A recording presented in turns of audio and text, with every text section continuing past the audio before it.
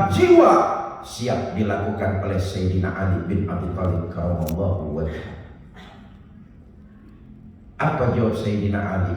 Baik ya Rasul, saya akan tidur menggantikan Tuan. Berangkatlah Tuan hijrah fi amanillah. Ya Allah, masih muda, tahu resikonya mati, berani.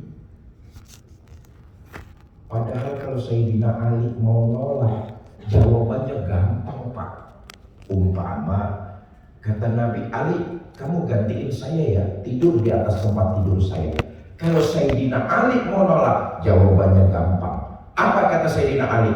Kenapa saya ya Rasul? Abu Bakar aja yang gesekolot ya katanya. Ya Allah, ini hikmah buat kita. Keluarga besar Universitas Pasundan, adik-adik saya, para mahasiswa, mahasiswi, nilai-nilai kebaikan, nilai-nilai kebenaran yang kalian timba di universitas ini, Sayyidina Ali membuktikan.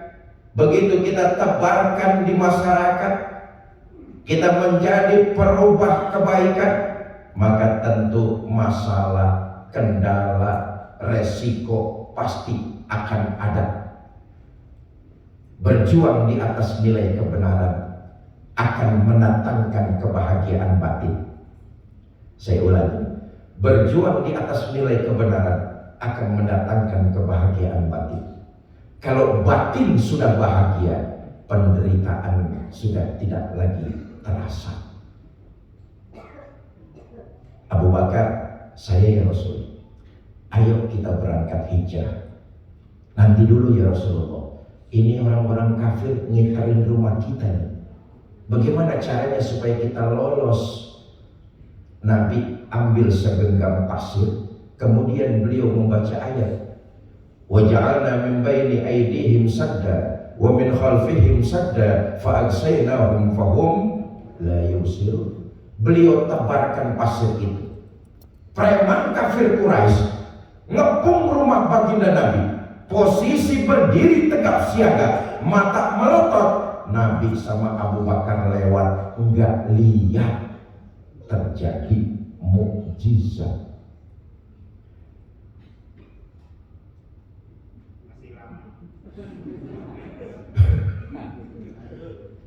Ya, 5 menit lagi Profesor Eko bagi-bagi waktu, sebab ini juga penting. Beliau akan menerangkan tentang motivasi, memberikan kita semangat untuk bagaimana caranya kita lebih mendalami lagi Al-Quran sebagai kitab pedoman hidup kita sebagai seorang muslim. Saya lanjut, yang kedua, Bapak Ibu, saudara-saudara, misi yang diusung oleh UNPAS diantaranya menebarkan nilai-nilai kebaikan. Ini pun kesinambungan dari misi baginda kita Nabi besar Muhammad SAW.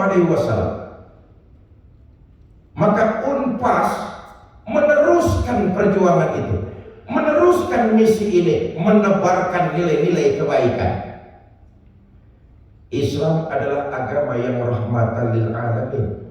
Seorang muslim apabila menebarkan nilai kebaikan, kalau itu diniatkan mencari keridhaan Allah, maka dicatat dengan pahala mudah-mudahan berlipat ganda. Kebahagiaan hati kita bukan diukur dari berapa banyak materi yang kita punya. Kebahagiaan di hati kita bukan diukur dengan berapa titel yang berderet di atas pundak kita. Tapi kebahagiaan hati kita diukur dari seberapa manfaat diri kita buat kehidupan orang lain. Kalau sudah melakukan berbagai macam ibadah bermanfaat buat orang lain, maka hati akan menjadi tenang dan bahagia. Selama ini kita selalu salah kaprah. Pergilah kita kemana-mana mencari kebahagiaan. Ada yang pergi ke Eropa, ada yang pergi ke Jepang, ada yang bolak-balik mencari kebahagiaan, pergi ke Labuan Bajo, Bali, Raja Ampat. Ketahuilah, kebahagiaan itu ada dalam diri kita sendiri.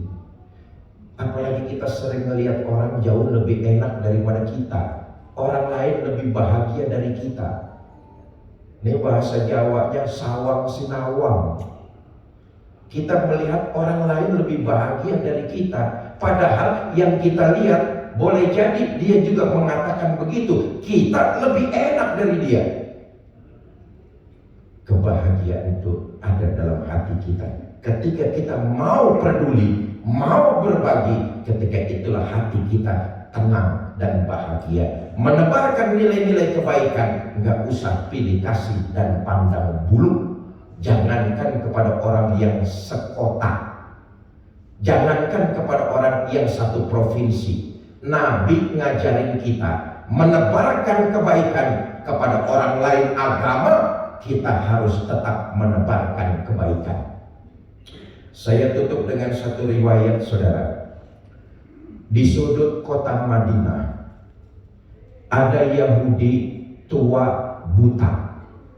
Tiap hari Nabi datang ke sana nyuapin makanan. Nah, kita lihat ada beberapa hikmah kembali. Nabi itu aslinya orang Mekah, itu orang Madinah. Nabi pemimpinnya orang beriman, sementara ini orang Yahudi kelotokan. Tiap hari Nabi datang nyuapin makanan. Lagi enak-enaknya disuapin makanan, ini orang Yahudi yang buta hanya mengandalkan pendengaran. Dia dengar di depannya ada orang lewat, berdiri pidato dia. Kang, yang barusan lewat di depan saya, hati-hati kalau ketemu Muhammad. Jangan dipercaya omongannya, Muhammad tukang bohong. Padahal yang lagi nyuapin dia junjungan kita baginda Nabi besar Muhammad Sallallahu Alaihi Wasallam. Berhentinya Nabi nyuapin? Enggak, saudara. Berubah ekspresi wajah Nabi? Enggak. Merahkah kuping Nabi? Enggak. Nabi terus menyuapi dengan penuh kelembutan. Allahumma sholli wa sallim wa barik. Besok Nabi datang lagi, nyuapin lagi. Sedang enak-enaknya disuapin oleh baginda Nabi, Yahudi ini dengar di depannya ada orang lewat, berdiri pula lalu pidato dia. Kang, yang barusan lewat di depan saya, hati-hati kalau ketemu Muhammad. Jangan dipercaya omongannya, Muhammad tukang sihir. Nabi terus menyuapi dengan penuh memuliakan. Saya tanya nih, keluarga Unpas masih mau nyuapin kalau yang kita suapin caci maki kita?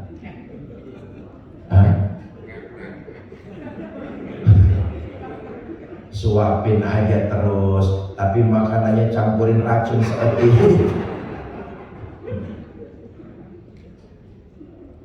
Inilah yang menjadi misi dari universitas tercinta kita, Pasundan, menebarkan nilai-nilai kebaikan. Nggak usah pilih kasih, nggak perlu pandang bulu. Jangankan kepada orang lain kampung, kepada orang lain agama, tunjukkan bahwa kita umat yang rahmatan lil alamin. Ini saja yang dapat saya sampaikan. Terima kasih kepada Kiai Tata. Ini beliau teman diskusi saya, sama-sama pengisi. Beliau sangat luar